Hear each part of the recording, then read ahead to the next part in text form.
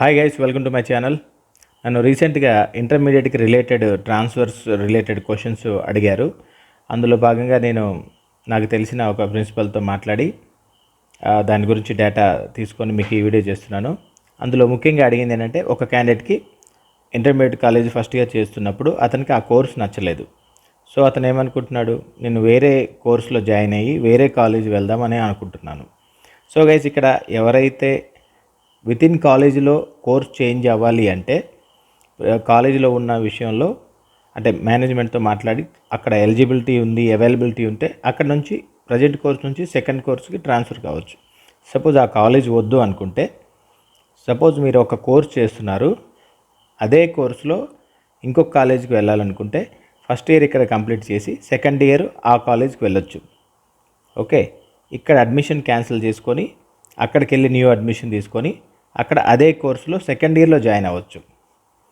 ఒకవేళ మీరు ఇక్కడ ఒక కోర్సు ఏ కోర్స్ చేస్తున్నారు అండ్ సెకండ్ ట్రాన్స్ఫర్ అయిన కాలేజీలో బి కోర్సు చేయాలి అనుకుంటే ఇక్కడ అడ్మిషన్ క్యాన్సిల్ చేసుకొని ప్రజెంట్ ఉన్న కాలేజీలో ఏ కోర్స్ అడ్మిషన్ క్యాన్సిల్ చేసుకొని నెక్స్ట్ వెళ్ళాల్సిన కాలేజీలో బి కోర్సులో జాయిన్ అవ్వాలంటే మళ్ళీ ఫస్ట్ ఇయర్ నుంచే జాయిన్ అవ్వాలి.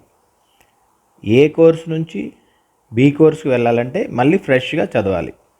ఏ కోర్స్ నుంచి మళ్ళీ ఏ కోర్సులోనే సెకండ్ ఇయర్కి వెళ్ళాలనుకుంటే ఫ్రెష్గా చదవాల్సిన పని లేదు, డైరెక్ట్ సెకండ్ ఇయర్లో జాయిన్ అవ్వచ్చు అదర్ కాలేజీలో.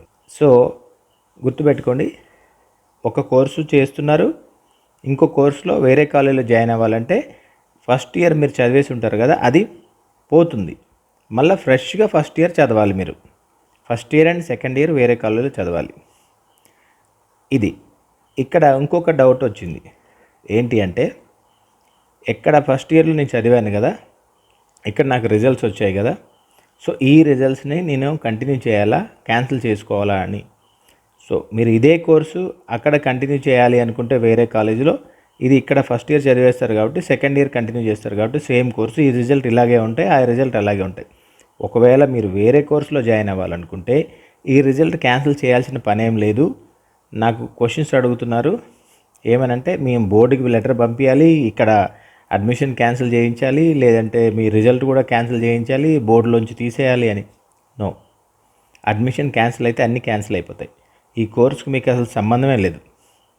ఇక్కడ అడ్మిషన్ క్యాన్సిల్ చేసేసుకొని న్యూ కాలేజీలో మీరు వెళ్ళి జాయిన్ అయితే ఫ్రెష్గా స్టార్ట్ చేస్తారు కాబట్టి న్యూ కాలేజీలో మీరు అన్నీ ఫ్రెషే, పాత వాటికి సంబంధమే లేదు. బోర్డుకి ఇంటిమేషన్ చేయాలి, క్యాన్సిల్ చేయాలి, అది మీ బాధ్యత కాదు. ఒకసారి అడ్మిషన్ క్యాన్సిల్ చేసుకుంటే వాళ్ళు అది చూసుకుంటారు. ఓకే, ఇక్కడ డబ్బులు కట్టేసి అడ్మిషన్ క్యాన్సిల్ చేసుకుని అక్కడ డబ్బులు కట్టేసి న్యూ అడ్మిషన్ తీసుకొని ఫ్రెష్గా కోర్స్ స్టార్ట్ చేయండి. ఓకే, ఇక్కడ ఏ రకమైన టీసీ ఇస్తారనేది ఒకటి కూడా ఆలోచించాలి. ఇక్కడ మీరు ఫస్ట్ ఇయర్ డిలీట్ చేసేస్తారు, అంటే డిస్కంటిన్యూ చేసేస్తున్నారు కాబట్టి సెకండ్ ఇయర్కి వెళ్ళకుండా, సో మీకు డిస్కంటిన్యూ టీసీయే ఇస్తారు. ఓకే, ఈ డిస్కంటిన్యూ టీసీనే మీరు అక్కడ తీసుకెళ్ళి న్యూ కాలేజీలో అప్లై చేసి ఫ్రెష్గా మీరు అనుకున్న కోర్స్ని జాయిన్ అవ్వచ్చు. రైట్, ఇంకా ట్రాన్స్ఫర్ రూల్స్ అనేది ఎలా ఉంటాయంటే, వాళ్ళు కాలేజీలో చెప్తారు మీరు మనీ కట్టాలా వద్దా, ఎంత కట్టాలి, ఎంత కడితే వెళ్ళిపోవచ్చు అనేది. సో మీరు ప్రజెంట్ కాలేజ్ యాక్సెప్ట్ చేయాలి, వెళ్ళాలనుకున్న కాలేజ్ కూడా యాక్సెప్ట్ చేయాలి. సో ఇది ప్రాసెస్. ఇది మీకు అర్థమైంది అనుకుంటున్నాను. అర్థమైతే లైక్ చేయండి, కామెంట్ చేయండి, అవసరమైన వాళ్ళకి షేర్ చేయండి అండ్ సబ్స్క్రైబ్ కూడా చేయండి నా ఛానల్కి.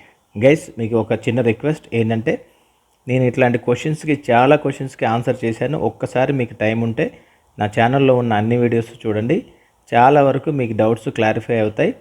అట్లీస్ట్ మీకు ఒక దారి దొరుకుతుంది ఏం చేయాలనేది. సో నచ్చితే ఖచ్చితంగా ఆ వీడియోస్ మీ ఫ్రెండ్స్కి కూడా షేర్ చేయండి, అవసరం ఉన్న వాళ్ళకి షేర్ చేయండి. రైట్, మళ్ళీ ఒక మంచి వీడియోతో కలుద్దాం. అప్పటి వరకు bye bye guys.